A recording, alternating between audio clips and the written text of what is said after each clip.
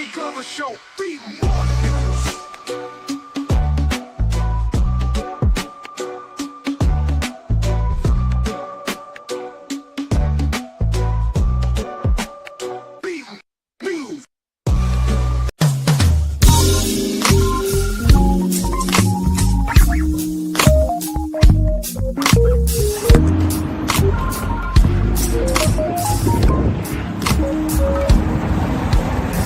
When I'm walking down the street. I do want to say to Doni and many of you in this room that over a very long career in this city, all of you have helped me and my colleagues tell the truth and to try to tell. I may not look like you and you me, but my head up. I'm South Carolina, so I just What does this event mean to you, Miss Peggy Moss? Oh, my heart. Happy 20th anniversary. My heart is about loving up on my sisters. Do you know what it feels like to have your sisters in the room? John. and dare to be different and unique. I'm gonna be the best me I can be by letting His glory shine through. I am beautiful, I am blessed, but not just what you see in the flesh. I'm free from people, free from myself. There's a The doctor lived next door to the janitor, to the reverend, and the lawyer. We were together. Now we get so high and mighty that you create stress for your society because you don't like poor black folks either. That's a health problem. Get yourself together so I can stop being taking care of geriatric people and get back to pediatrics. I thank you, Donnie, for all you've done. Let's keep doing it all the more. letting His glory shine through. Dare to be you, dare to be me, dare to be different and unique. I'm gonna be the best me I can be by letting His glory shine through. And I dare you, I dare you, I dare you to be you. First name's Donnie, last name's Glover. Entered the winning for the long haul, baby. Good morning, Miss Catonsville. How are you? I'm doing fine. How are you? I'm doing good. So you are in Maryland.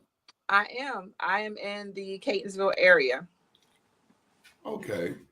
Yes. And Sierra, welcome to the show. You also do a broadcast, a podcast? Yes, called The Bottom Line Is. So on all the major streams, YouTube, Facebook, Spotify, all that good jazz. How did that come about? Well, actually, it's funny because I never actually watched a podcast before doing my own. And last year for New Year's, God Just Spoke podcast. I've always wanted to be like a talk show host or just basically talk. I have the gift of gab, I guess. And I wasn't sure how I was going to do it, but I came in full force and now I'm on season 2. And I'd like to describe my podcast as think of going to a happy hour with one of your friends that you haven't seen in a while. And when you do chat, you're going to talk a little bit about everything, your relationships, marriage, your job, your health, etc. So I try to do, focus on those type of areas in my podcast, relatable topics. So where are you from? Tell us about yourself. Yeah, no, for sure. So in addition to the podcast, I am an HR exec and HR consultant. I have my own HR business called Rose HR, which I'm actually merging to my next venture of being a caregiver coach, because I've been doing HR for 17 years, but I also have been doing in tandem caregiving for 15 years for my great grandmother and my grandmother, having them both at the same time, now just having my grandmother.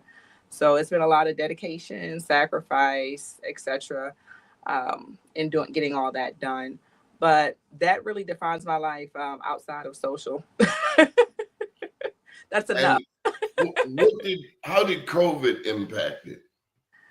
COVID, well, my grandmother, whom I'm taking care of now, she was more mobile and more, with it, I guess you can say, in society. It was going to the senior care center. And when COVID hit, everybody was locked indoors. And for a senior citizen to be in those 4 walls by themselves and not really have any social interaction, her dementia started to get worse. She has vascular dementia due to strokes and seizures. So that started to decline, which meant that I was living in the West Coast and just being a caregiver for her, like for admin things, that I had to come back after the pandemic kind of calmed down a little bit.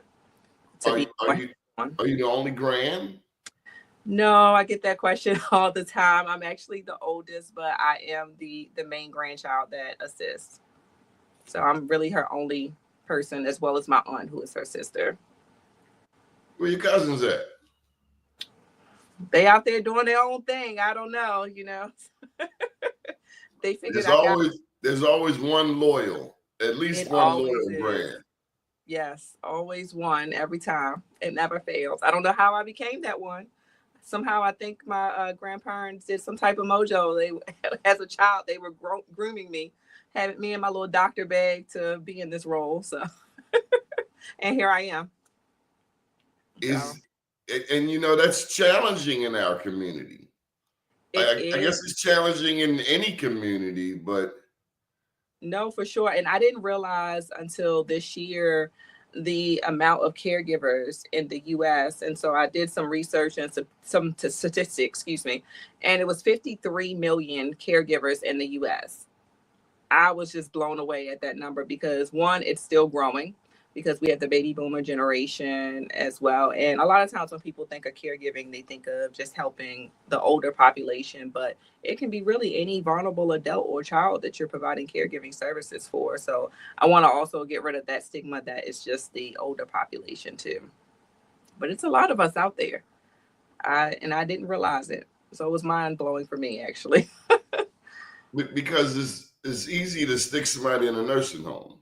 It is. And I do feel as though if I was not around, that is what would have happened to my great grandmother and grandmother as well. My great grandmother had breast cancer 3 times while I was taking care of her. So she was definitely a fighter. But I know that if either one of them had went into a nursing home, they may have made it maybe 6 months, because I know I've had some challenges with the nursing home. So I've made it my mission, and it's less stress on myself to keep them out of there. As long as I have power in my body to do so, I'm going to go ahead and make that happen for them and, keep their life as normal as possible. But that means sacrifice on your end.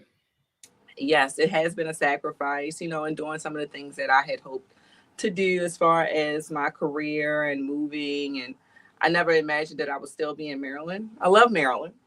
But I had envisioned staying on the West Coast. I used to live in Vegas for a few years, again, prior to the pandemic, and having to move back. So I would like to go back, but, this is just what you have to do. And I feel like, you're going to be blessed in the end. People tell me that since I was a child, you're going to be blessed for what you're doing. But I don't do it for that. I do it because these are the people that I love. And, I try to help everybody out because that's just how I was taught. So Miss Corporate America, what's that? Miss Corporate America has been around for 10 plus years. And this is the first time that they're doing it on the local level. So Maryland is actually the premier state, the pioneer state of all of this. And the purpose of Miss Corporate America is basically women leaders in the community, to empower them, give them more of a platform to speak about certain things that's going on in the community. The qualifications were we had to have 5 years of professional experience and 2 years of community service. And the event will be held March 22nd at the Baltimore Hilton. How'd you learn about it? Social media. I was just scrolling on social media a few weeks back. And you know how the ads come through on social media. And I was like, oh, what's this? So I clicked on it and learned more. And I was like, oh, this looks like something that I would like to be a part of. And, help to amplify my voice in the caregiving community, which is what my platform is about, caregiver advocacy. And so I clicked on it, I applied, and I was admitted to being a contestant. And so it's about 9 of us now, and we all represent different areas of Maryland. So you have Miss Towson, White Marsh, Hartford County, Baltimore County, and Chesapeake Bay. And I may be forgetting one, but what about Baltimore City? No Baltimore City to my knowledge. What? I know. Yeah, I don't think they went about trying to find a particular person for each area. It was just whoever came in, you decided how you wanted to identify yourself based on the area that you lived in. But I'll represent Baltimore City. I'm all about it. I'm all about Maryland. So just What you know about Baltimore City? I'm not far from Baltimore City. So, I mean, you're around it all the time. And, you know, people have such a negative stigma, unfortunately, on Baltimore City. And Baltimore City is a beautiful place. So, and it's unfortunate because I know people talk about the harbor and all these other type of things. And it's like, no, I love my city. I love Baltimore. And people looked at The Wire, which I never watched. And they just put that stigma on us, which is a shame. What they say about Baltimore? They talk about how, you know, unclean Baltimore is, or the crime. A lot of people will say to me, the squeegee boys. I'm like, okay, things that we're all working on, and the violence and things like that. And, you know, I know we have certain measures in place that the mayor is doing to hopefully combat that. Time will tell, I guess, with that during his tenure. But I don't know. I think if people really took the time to really explore Baltimore, which I have had some friends do that, they're like, oh, it's really nice down here. And that's it. Just, you have to take the time to get to know it. It's anything. Don't judge a book by its cover. Where'd you grow up, Sierra? I grew up in the Randallstown area for half my life and then transitioned to the Catonsville area. Does politics come into play in the Miss Corporate America? Good question. Not in this particular pageant. For this, the criteria is we have a panel interview, and that is 40% of our score. A pitch talking about basically why you want to be Miss Corporate America, or why you deserve to be Miss Corporate America. That's 30% of our score. And then formal wears, the last 30%. Now, I know most people are used to in pageants having like a talent, a swimwear. This is really just focused on corporate women and what we're trying to do out in the community and from a professional platform. Is there a Mrs. Corporate America? I don't think that they put that. They just only had the ambassadors. I have seen in the past they did Miss Mompreneur, but they haven't introduced that concept here on the local level just yet. So with all of these pageants, who are the judges? They actually have 7 judges. They have business owners. They have a former Miss DC. Yeah, Miss DC that went on to compete in the U.S. pageant. And I think they have one politician, and then they're going to have some special guests, which they haven't revealed to us just yet. But we have 7 judges. They all are going to get information about us, and we won't unfortunately meet them obviously until we do the panel interview, but you got to have an odd number for judging purposes. Any challenging topics or areas that not that they have deals closed. with? That's the one thing about it being the first, you know, Maryland being the first pioneer state, is a lot of things are, you know, still getting worked out. But whoever does win this would go to the Nationals, which is in Orlando at the end of June. But nothing at this time that has been brought up as some type of challenging topic or anything like that. So it's really about us coming together, all of us contestants, and building a sisterhood in hopes that, you know, it doesn't stop here as far as our communication, kind of like a sorority, I guess, if you will. So hopefully our communication will continue after the pageant, where we can continue to support each other in our endeavors. So I was checking out your podcast yesterday. Oh, yes. Thank you. And a part of what I was listening to was about women's empowerment. Yes. Yes. I just actually had a live episode this past Friday on colorism from the women perspective. And that's the one. Yep. That's what I figure you were referring to. Yes, that was a very interesting topic. And I chose that because I know it's a very controversial topic, and I thought it would be a good way to end Black History Month. And so I had 4 panel guests on with me of different shades of brown, giving their their story. I had one person from Ghana, and she was basically talking about, how people would stand in the sun just to get darker, or, how you would be treated because you didn't look of a certain color in that country before she came to the US. Or I had one person that was an African American history teacher on there, but she is Black and of the Muslim culture. And she was giving, her take on the things that she's experienced. And a lot of them actually shared their colorism experiences starting within their family, which was mind opening for me because I just took it as, colorism effects from the community, your workplace, etc. But a lot of the light skinned women that were on the panel did share experiences there with their grandparents, talking about, trying to keep them away from the dark skinned cousins or siblings or anything like that. And I couldn't even believe that that was happening and that was being taught at that young age. So that was mind blowing, but it's definitely a good episode. I think that everybody should watch because you get different perspectives. And I encourage people to, write their story, share their story, in hopes that we can probably do another live, a part 2, if you will, on it to get more experiences. I was thinking about doing it from the male perspective for another live coming up. What is colorism? Colorism is basically being treated, and some people, we did have a guest that compared it to racism, which it can be compared, but not really. But colorism essentially is being that token or being treated differently because of the shade of color that you are. So light-skinned women, because they are fair-skinned and close to white, sometimes is perceived to get more opportunities and advantages than, let's say, medium brown or dark-skinned women. And we're really trying to close that gap because, again, we're all one. We need to celebrate our color all together. We are all African American. We are all Black, however you want to identify, but we are a people all together, and we really need to start coming together as a people. And that's what I wanted to teach in my podcast. Did anybody learn anything? I think so. We did get a lot of feedback, a lot of views, and I'm hoping that more people tend to comment and share their experiences in the live. That is the beauty of the live, because as people comment, then we can address their comments or concerns right then and there, as opposed to, my other recordings.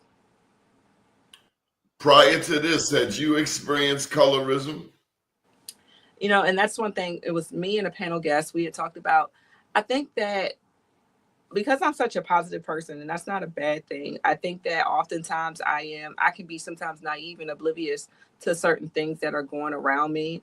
And I couldn't say per se, I facilitated the conversation if I actually had that experience. With that, my family has done a great job at, like, I guess you could say, shielding us from those type of things. But the only thing that I could say that I experienced was on the job, holding a high leadership position. But see, that's not so much colorism as it is racism, because as everybody knows, Black women that are in leadership positions have to work twice as hard to be recognized, to be taken seriously. And that's a lot of what I've experienced on the job. People calling me abrasive and things like that, which we did highlight in the podcast. And it's like, well, I'm just saying anything that the next person would have said in advising you if my job is to mitigate risk. And I'm saying it in the most professional way as possible. Why am I abrasive? Because you disagree with what I say? How does that make sense? Is it so? Mm-hmm. You ever heard of Willie Lynch? No. But you heard of the Million Man March? Yes. The Honorable Louis Farrakhan shared a speech about Willie Lynch. Some say it's fictitious. And what was it about? Willie Lynch was a slave owner advisor. He was a consultant. Mm-hmm. And he sat on the banks of the James River to slave owners as they looked at all of the Black people who were hanging from trees. He says, "You're destroying your product. Yeah. I'm going to show you how to keep these Black people divided perpetually." Mm-hmm. You turn the light skin against the dark skin, the east side against the west side, the old against the young, the male against the female. You keep these isms going and they'll be perpetually divided forever. So you're saying like that's where it started, essentially. On the plantation. Yeah. Wow. Yeah, I know I seen before I recorded the podcast, what was it, like a slavery sale sheet. I don't know if I'm using the proper term, and the way that it described the slaves, and it talked about, it had colorism marks on there, you know, talking about, light skin, pale, dark skin, and, you know, describing all these different attributes. And that was the first time I seen something like that. And it's just interesting to me how right now in our current administration, and I'm not a politics buff by no means, okay, I'll put that out there, but it seems that, you know, Black history is coming out of the school. And, you know, it wasn't as prevalent when I went to school. We learned about it, you know, most of the time you learned about it during Black History Month. But if those things are taken out of the school, my concern is for the future generations. If it's not taught at home, how will they learn it and understand where they came from? And that's just going to create, to me, more animosity between the different cultures at a later date. My opinion. It may not be true, but my opinion. And so, as it relates to what's going on currently. A big enemy of Black people is the media. Yeah, social media, it's great in certain aspects, but in other aspects, it's tearing us down.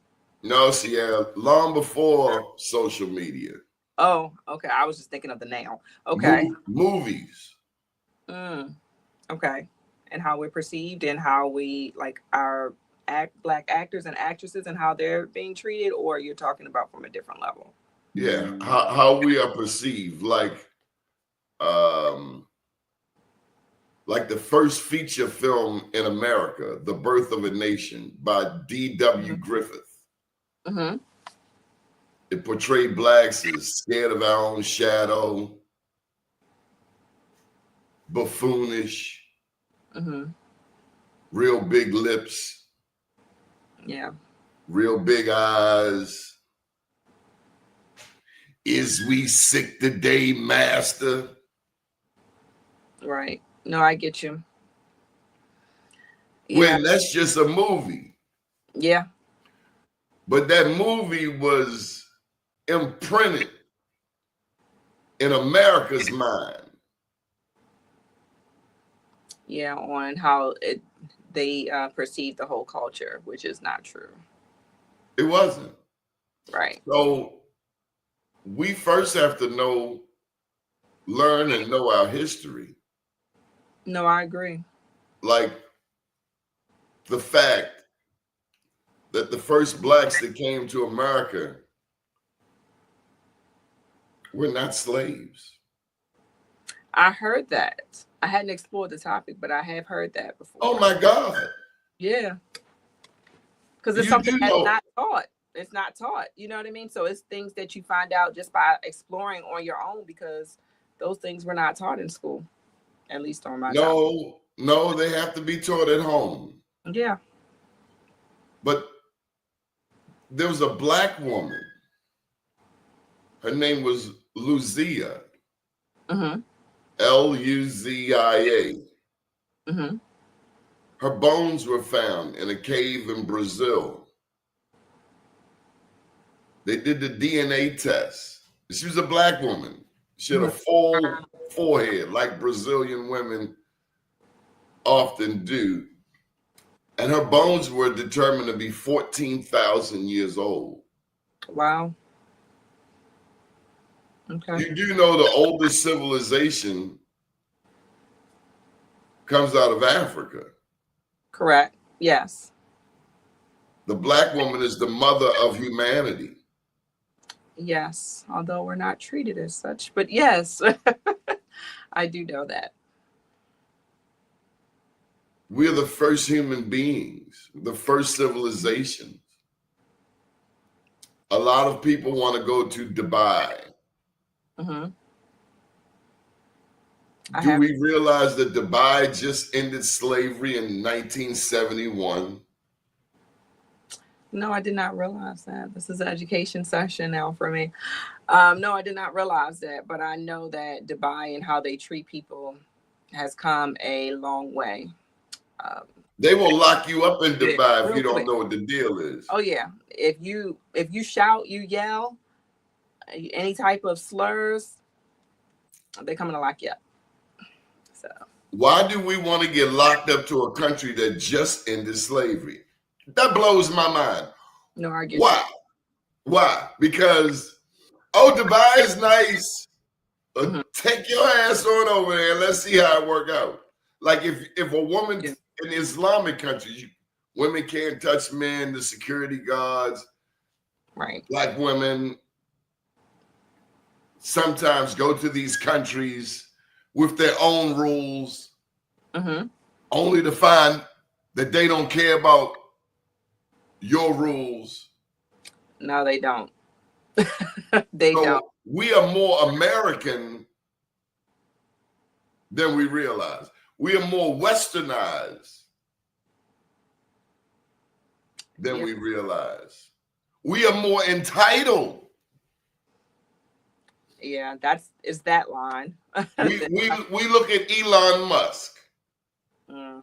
and, Yeah. and we see an entitled South African. Mm-hmm. But a lot of us don't even know the history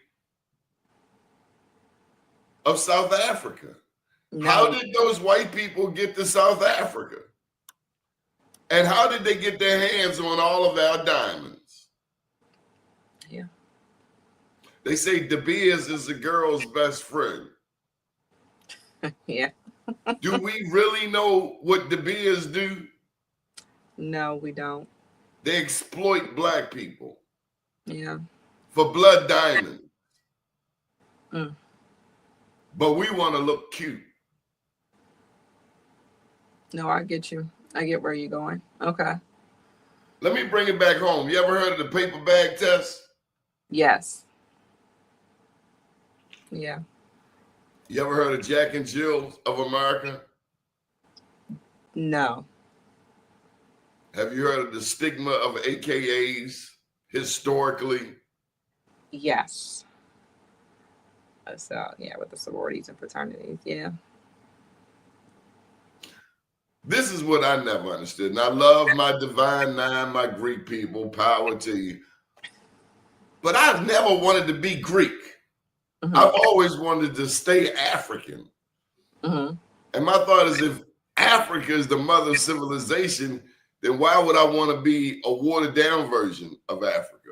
I don't want to be anything Greek. Okay. I get you. Even the word African is a European term. Right. We had our own names like Ethiopia, like Alkebulan. Mm-hmm. So we've got to unlearn a lot of things we've been taught. Tell you something else. Mm-hmm. Do you think black people took slavery laying down? No. I think we fought it as much as we could. Yeah, we were much more than Chicken George Yeah. on Roots. Yeah. That is a movie that I never wanted to watch. Roots? Yeah.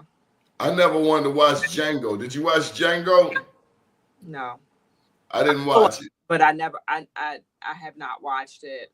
But Roots is definitely one that I did not want to. I guess I'm a little older than you, but when Roots first came out, it was the first time America took a look at itself. Mm-hmm. Yeah, I heard it made big impacts. It's just something that I don't think I could, tolerate it watching. There are 40 million blacks in the U.S. Mm-hmm. Do you know how many blacks are in Brazil? No, how many? 100 million. Oh, wow. So we need to go to Brazil.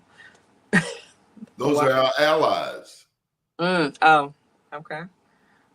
So, yeah, I was not aware of that. So, yeah. Only difference is they speak Portuguese. Mm-hmm. And we speak English. Yeah. Yeah, our history is important because as we learn it, we become empowered. Do you have Native American in your family? I do have some. It's a small percent, and I could not tell you the tribe that we were affiliated with. And so, yeah, I have that and a little bit of Puerto Rican and Irish, but small percentages. And you learned that from Ancestry.com? I know my family telling me that because they took it as well. And my grandmother is half Puerto Rican, and then I also have white in my family. My grandfather was half white, and then on my great grandmother's side, like her cousins, everybody, So that's where I was taught. That's why I said a small percent. By the time it dwindles down to me, and those things as well. But I do anticipate doing the ancestry. I have actually had one for years. I did it on my grandmother, and I never did it for myself. I don't know why. I think that's the procrastinator in me. But yes, I need to do that. They don't have any samples Mm-hmm. of Black Indians. Mm. So they don't even test to see our indigenous roots. Mm-hmm. Could you believe that there were Black people in America before Columbus? I have heard that, actually. I don't know. Where did I hear Could that? that be possible? Why not if we were the first people? So why wouldn't we have discovered it? Or, we're not going to get the credit for it, though. But yeah, I do believe that statement. So celebrate Columbus Day. that dude was so late. I mean, he was a thief. He was a pimp. He was a con man. Mm-hmm. And then when he came, Black people showed him the way over here. Oh, I'm sure we guide everybody on what they needed to do. That's the thing back then, but we didn't get any credit for anything. Well, that's why you got to pick up a copy of my book. Okay. Pedro Nino Alonso, he's one of them. This book is I Am Black Wall Street, and I look at the history of how those people got to America. Okay. How Black Wall Street got established in Oklahoma, where those people came from. Florida was a very important entry point. Everything happened right there in Florida. Mm-hmm. So you mentioned Puerto Rico and the other islands. It was just one stop. Mm-hmm. We're all, and see, that's where we get divided. Oh, he from Cuba. Well, there's people that experience the same thing as yours, pretty much. Right. But not all Blacks were slaves either. Not all Blacks endured slavery. And not all whites were free. Right. You had what was called indentured servants. Mm-hmm. They don't tell us that part, but whites were slaves too.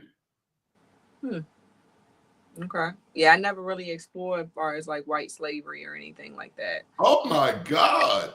Yeah. Yugoslavia, Czechoslovakia, Slavic slave countries. Yeah. Okay. Yeah. Well, that part. Yeah, I knew. I thought you meant like within the like U.S. or something. That's why I was like, oh, I didn't know anything about that. But okay, gotcha.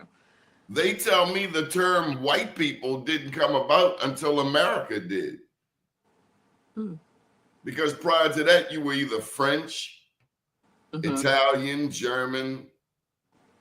White people is an American construct because white people have always been outnumbered. So that was a way of linking rich whites to poor whites. So there's really no such thing as white people. Well, telling them that now, I don't know how that'll go over. It's the truth. Yeah. I don't know if they'll. And the Black woman is the mother of humanity. Right. It always comes out.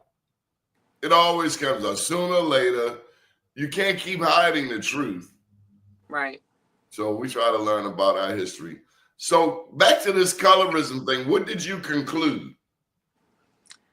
Well, the way we summed it up is basically people need to be of more open mind I think that kind of like along the lines of what you started out saying at the beginning was we're very tunnel vision and closed minded and don't want to open our minds to the different, things that have happened in the past and how they have shaped our future and what's really going on. Because if we're taught one thing in our household, like if a person is taught to be prejudiced or look at a certain race or color a certain way, then that's all they're going to know, as opposed to actually opening their mind and seeing people not for the color of their skin, but actually what they bring to the table and what they do, their personality, their accomplishments, and things of that nature. So that's where we left it. I kind of left it a little open ended because I want to do a follow up.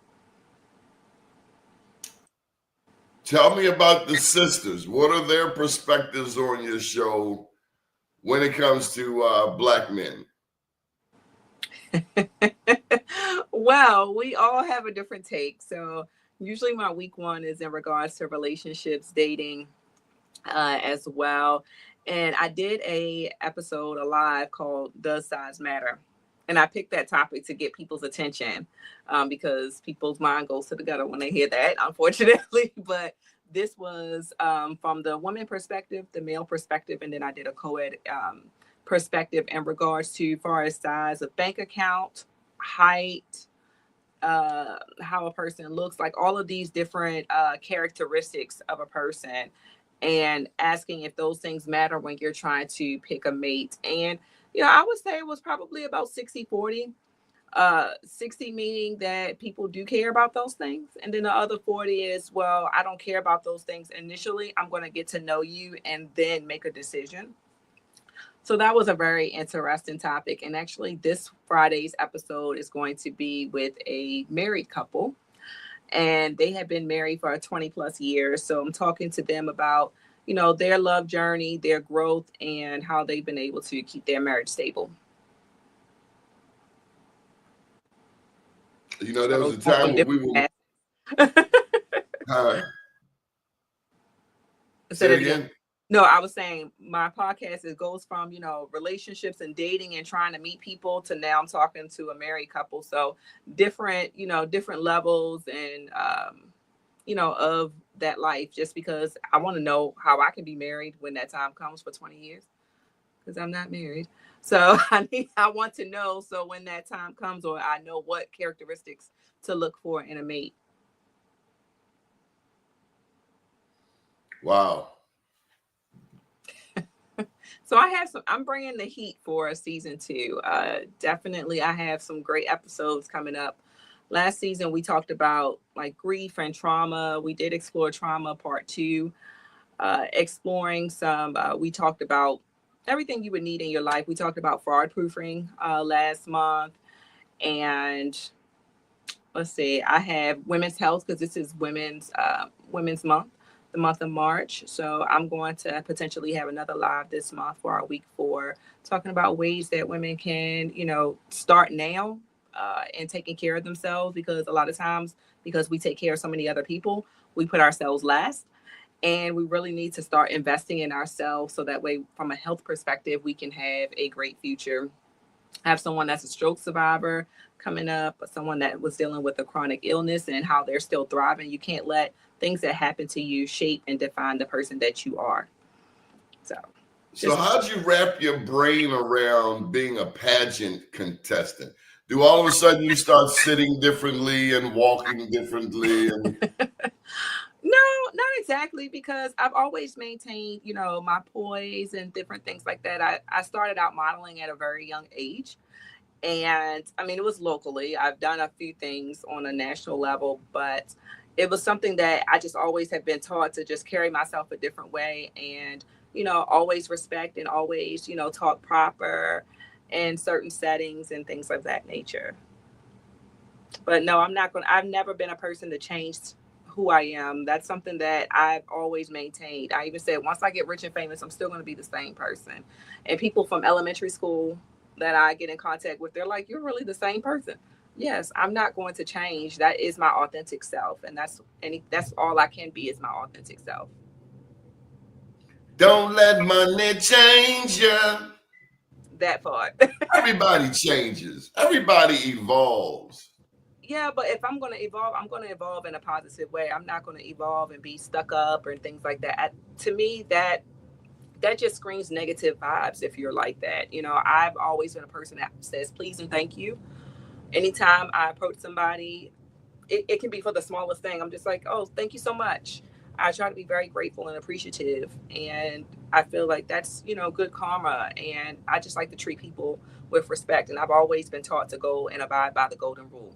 Even when somebody, you know, doesn't treat you right. And I teach this in orientation when I'm doing orientation for new employees. 2 wrongs don't make a right. That doesn't mean you need to go back and disrespect the person because they disrespected you. My aunt always says, kill a person with kindness. So This Baltimore, they kill people with guns, lady. they do. But you know what? You reap what you sow. So, you know, but, you know, I just feel like I'm blessed, you know, and I just, you know, hope the power of God continues to stay over me and my life and my loved ones. That's all I can do. I have to walk by faith, not by sight. So what do y'all say about black men on your podcast? Black men, you know, when I hear that term right now, because this recently happened, it makes me think of it, and it came on the radio yesterday. Angie Stone, her song Brother. I love that song. Yeah, me too. And it just popped up actually on my Apple Music when I got in the car. I didn't even search for it. It just popped up. And I was like, oh, okay, this is a sign. So, but I love that song because it's something that we need to do. We need to build up all of our people. But, you know, our men especially, because you have so many people trying to tear them down and all they hear is a negative. And again, the current administration, again, I'm not a politics person, but the current administration, when they were in place before and all of this racism and differences and all these things come out, and like that target being on our black men, how can they thrive when they constantly have a target on their back? And so we need to do whatever we can to uplift them, educate them, support them. At least that's what I try to do in my family. We have to uplift each other. I agree. I will tell you that after battling the world, the last thing a black man or black woman wants is to come home and be battling at home. No, for sure. I always said in my relationship, when I come home, that's supposed to be my peace. If it's not my peace, then I don't need it in my life. I don't need any extra stress. So when I finish the day and I come home, I want to be at peace. We have a lot of trauma. Yes. Yes. And I tell you this, I've concluded this, Sierra. Mm-hmm. Especially right now with Trump and Elon Musk. If black people, if every black person got therapy, mm-hmm. intense therapy, mm-hmm. but white people don't get therapy. No. So you get all of the black people with therapy and then the white people don't get no therapy, you haven't done anything. Right, because it's only one half of the people that are actually willing to change and compromise.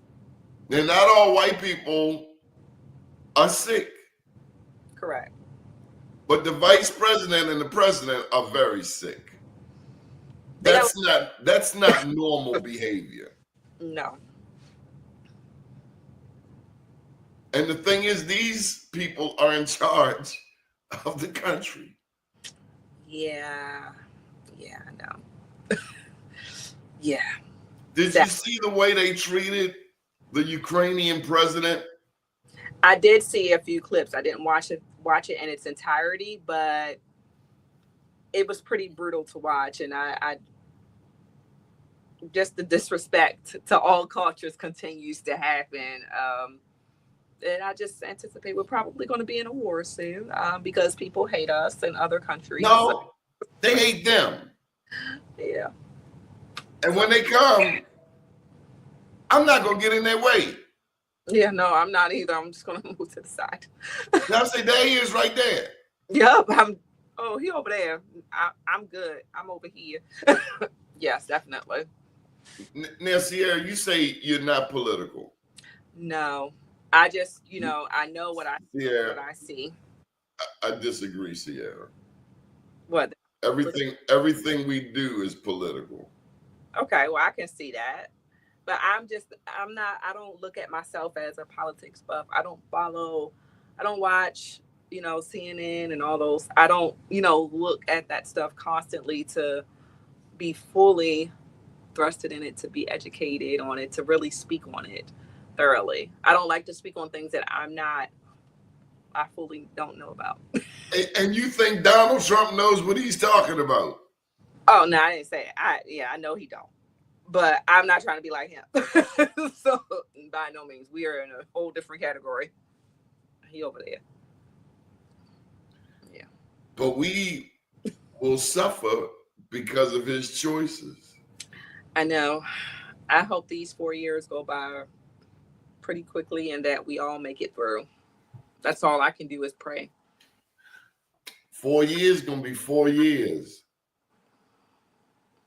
I don't know that I want it to go by quickly. I want to enjoy life still. I do, but to get him out of office, even though I don't know what will be next after him.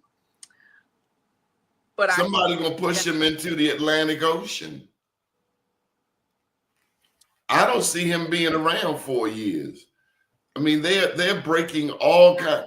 Right now, they have access to our private information. Yeah, it's all the things that I feel bad for the federal employees who used to be able to be safe as a federal employee, and not no more. No, that whole dynamic has changed. And I think about the IRS, the impacts with them, and this is tax time. I'm like, oh my God, I need to get my taxes done.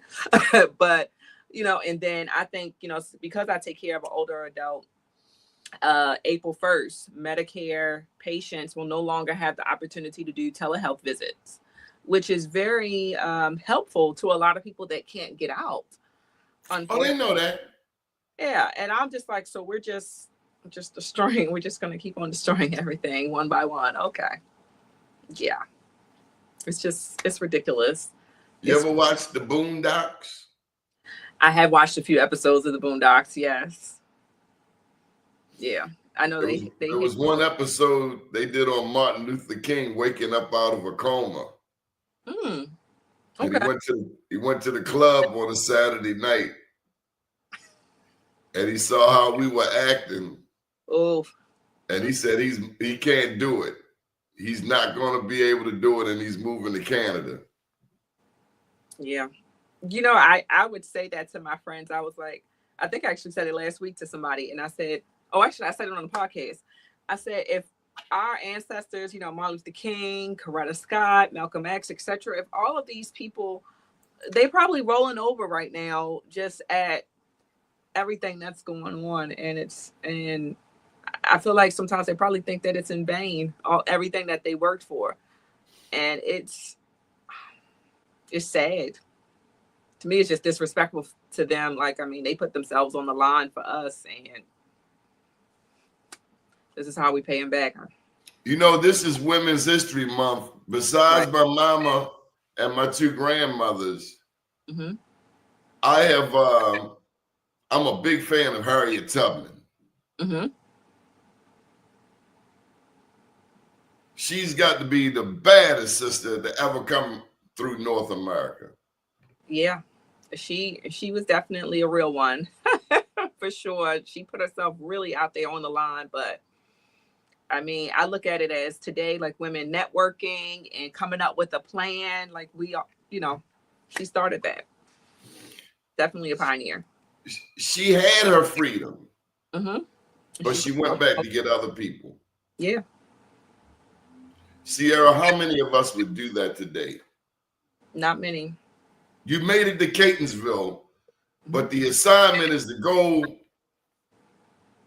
to West Baltimore, to Monroe and Fayette, and get two people. Are you going to jeopardize your freedom to go get a couple people? Now that's something for me. I'm all about doing that. Like anytime I do something, I'm going to always bring other people in because I want us all to win. And, I'm not a person that's going to gatekeep. No, I'm going to help you. If you need help, if it's something that I can do or somebody I can connect you with, then that's what I'm going to do. That's what I've always been about. So, well, see, that's how we've gotten this far. We helped each other. Yep. So a part of that Willie Lynch thing that Farrakhan had shared was how they turned the men against the women and the women against the men. We black men have in many ways failed you sisters. Mm-hmm. In many ways. Yeah. I and agree. so now that women have more college education, better jobs, it seems like some are on some payback tip for stuff done to their grandmothers and they great grandmothers. Yeah, they take it out on the people that are closest to them as well, unfortunately, when things don't go right in their world. And it's like, like you said, black women, we're becoming more educated. We're, really thriving. And, it's bad enough that we have the other cultures that don't respect us and what we're trying to do. And then, our black men, if they're tearing us down too, then, well, who do we have left to support us? For sure. And, on that note too, I get very upset when I see articles, far as mailing is concerned, where black men are killing, their parents, their grandparents, all because they didn't give them some money, something. It can just be something so small. It's like, so now you're going to be in jail, all because your grandparents didn't give you $20 or whatever the case is. Like, was it really worth it? Like, that's what I really want to ask. Was it worth it? I don't think it was. But if you want to give up your freedom for $20, by all means. It's trauma. It's trauma. Yeah. Like something just snaps or something. I don't know. But suicide is real in not just the black community, soldiers. I mean, veterans, black, white, Latino, Asian. Yeah. Soldiers kill themselves every day. Yeah. And then you got people who've never been in a war. They've been in the war in the streets. I agree. So we got a lot of trauma. But I want you to know that there are those of us black men who recognize what black men how we have failed the black woman. And we do raise our sons to be better than us. No, and we raise our daughters with more understanding, or we strive to raise our daughters with more understanding than we have in previous generations. Right. One of my best friends, I applaud her all the time. Her son is 13, and he is the nicest black son I have ever seen. And it always puts a smile on my face every time we all go out, because he's so respectable. And, that's the way that I wish everybody would, treat and instill those different types of principles into their black sons, because, they go out on, dates, teaching him how to treat a woman, all that chivalry, everything. And, he does it, and he has a smile on his face, and he's the sweetest kid that, one of the sweetest kids that I've ever met. And I love that for him. And I know that he is going to make us proud as he continues to grow up. Is his father in his life? Yes. See, that makes a difference. In our community, we have 70% single mother households. Yes. Now, she is a single parent household, but his father is in the picture and sees him every week. So, which I'm grateful for. But I know that she herself works very hard to make sure that, he has everything he needs. And that's what we do as, black mothers. I'm not a mother myself, but I see it. I have a lot of friends that are single parents, and, they work hard, not only for themselves, but really for their kids, and that's that sacrifice and making sure that their kids have what they need and, are involved and get into different things of life, far as like being involved in the school, being involved in extracurricular activities and running back and forth. And just, I love to see it. I have a couple of friends like that, they take the time out to make sure that their children are cultured, if you will, that they're exposed to so many different things. And it's a sacrifice for sure, financially, and a sacrifice of their time. But they do it. And, I look up to them for whenever that time comes for me to be a parent. I'm like, I want to be like you when that time comes, because just keep on passing the torch down. And, so many kids, when, the way that a kid is raised, when they become a parent, you don't realize your kids are watching you, or taking heed to what you say. I find a lot of like my mom's characteristics in myself as I have become an adult. And I know that my mom always taught me to learn from her mistakes and, et cetera, understanding that I'm going to also make my own mistakes that I will learn from. But when I have a child, the same thing. I want to teach them and make sure that they grow up to be reputable and respected people in the community as well. So it's just like that domino effect. And if we, treat our kids bad, then they're going to grow up to thinking that's okay, that type of behavior. And it's not okay. So Sierra, the number one issue facing our community is the Black man and the Black woman getting married. Yes.